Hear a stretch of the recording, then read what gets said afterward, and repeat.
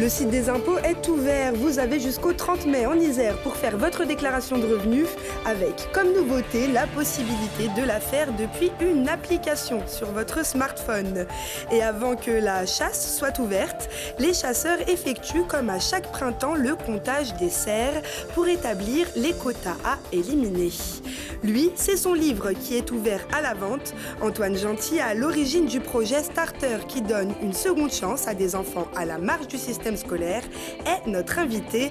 Il nous présentera son ouvrage Classe réparatoire et reviendra sur son documentaire Un bon début, sorti fin 2022. Bonsoir à tous, bienvenue dans ce JT du mercredi 17 avril. On fait le tour des actualités du Grand Grenoble. La course aux européennes va très vite venir faire son étape en Isère. À Grenoble, Raphaël Glucksmann et l'Isérois Olivier Faure sont attendus le 29 avril. La tête de la liste d'alliance entre Place Publique et le Parti Socialiste sera aux côtés du premier secrétaire du PS au Jardin de Ville à 19h pour un meeting. Le lendemain, mardi 30 avril, ce seront Manon Aubry, tête de liste La France Insoumise, et Mathilde Panot, présidente du groupe LFI, à l'Assemblée nationale, qui viendront rencontrer leurs potentiels futurs électeurs à Alpexpo. Jordan Bardella, lui, a choisi Beaucroissant. Le candidat aux européennes pour le Rassemblement national se rendra à la foire de printemps ce dimanche 21 avril dans l'après-midi pour rencontrer les agriculteurs un an après la venue de Marine Le Pen. À cette foire de Beaucroissant, il pourrait aussi y avoir le ministre de l'Agriculture, Marc Fesneau, ce samedi. Et depuis le 11 avril, le service de déclaration en ligne impôts.gouv.fr est ouvert. L'an dernier en Isère, 735 000 déclarations ont été déposées, dont 89% de manière dématérialisée. Sur le département, la date limite de la déclaration papier est fixée au 21 mai et au 30 mai pour les déclarations en ligne qu'il est désormais possible de faire depuis une application mobile avec son smartphone. Dès cette année, pour les déclarations simples, il sera possible de déclarer via le smartphone ses revenus 2023. Nous, ce qu'on souhaite, c'est qu'il y ait de plus en plus de déclarants en ligne. Aujourd'hui, c'est 90% des Isérois qui déclarent en ligne. On est là pour les accompagner, évidemment, à créer leur espace particulier pour ceux qui voudraient rentrer dans ce processus dématérialisé. Pour les usagers qui continuent à déclarer papier, il y a le même dispositif de soutien, d'accompagnement, d'aide et de renseignement que pour ceux qui déclarent en ligne, évidemment. L'idée, c'est de dire que la déclaration en ligne, c'est plus simple, plus souple et sécurisé, et que la déclaration en ligne offre également un panel de services via l'espace particulier, qui est un espace qui fonctionne un peu comme un compte bancaire où on peut retrouver tous, je dirais, les éléments qui portent sur sa déclaration et notamment les avis d'imposition dont on a souvent besoin. Pour les propriétaires, il faudra aussi effectuer sa déclaration de l'occupation des locaux. Elle est obligatoire depuis l'an dernier et sa date limite d'émission est fixée au 30 juin. Chaque année, les chasseurs parcourent plus de 16 000 km pour recenser les populations de gibier en Isère.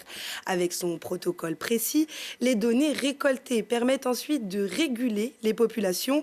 Ambre Crozet a suivi une opération de comptage de cerfs. Voici son reportage.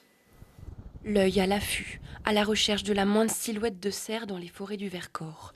38 km de parcours, en pleine nuit sur des terrains sinueux, gyrophare en action. Au volant, Michael Pesanti, chargé du comptage. En copilote, un agent des forces de police, éclairage à la main. De ses jumelles, il guette les hardes de cervidés.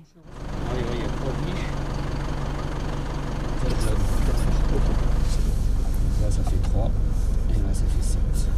La réglementation est stricte. Tout doit être déclaré, véhicule, plaque d'immatriculation, nom des participants, heure de comptage, à la minute près. Allez, on avance. On continue. Un engagement sans faille des chasseurs. L'opération se déroule 4 fois par an au début du printemps. Ce soir, 3 voitures pour 3 secteurs différents. Le circuit est tracé d'avance. On comptabilise et on fait une analyse d'année en année. Donc l'année passée, on avait, sur le premier comptage par rapport à cette année, on avait un peu moins de cerfs sur le comptage par rapport à cette année. Cette année, on en avait un peu plus. Donc ce soir, sur Villars, on a compté 64 cerfs. C'est un bon chiffre vu le temps qu'on a, vu que ce matin il y avait la neige, là ça s'est découvert et puis on a fini le comptage avec la pluie. Après plus de 2 heures de parcours, minuit s'approche. Le comptage est terminé. Une action importante de recensement, près de 250 cervidés vivent dans le Vercors. Chaque année, les associations de chasse prélèvent une centaine d'individus pour réguler la population. Et pour chaque espèce, le protocole de comptage varie. Pour les cerfs, il existe en plus du comptage nocturne, le comptage au brame, qui permet de recenser les mâles reproducteurs. Qui a eu cette idée folle un jour d'inventer Starter? Depuis 2012, le lycée Guinemer à Grenoble accueille des jeunes qui n'ont pas trouvé leur place dans le système scolaire et leur permet de reprendre confiance. Celui qui a porté et œuvré à la réussite de ce dispositif assez unique en France est à mes côtés. Bonsoir Antoine Gentil. Bonsoir.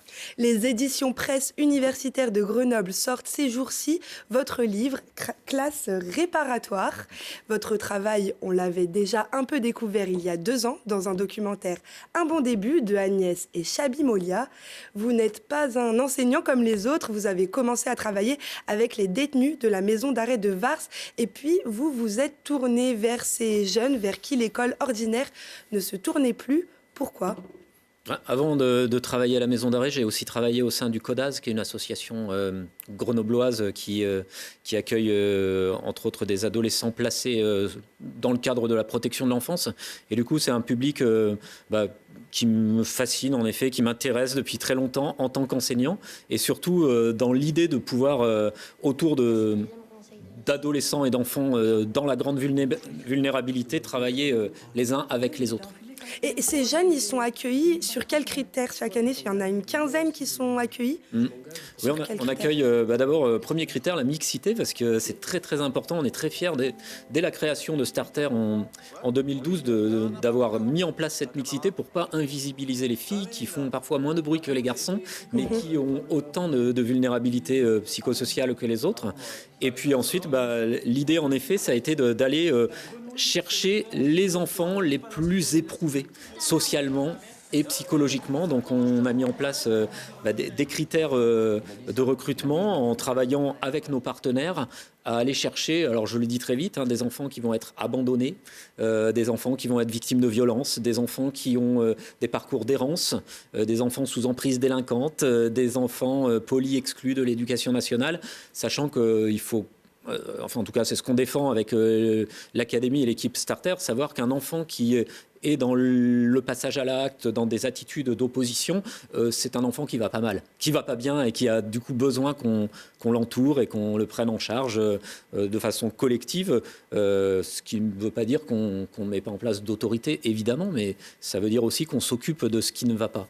Justement, s'ils sont en situation d'opposition, ces jeunes, avec vous, comment vous faites pour leur donner confiance en vous et qu'aussi ils prennent confiance en eux?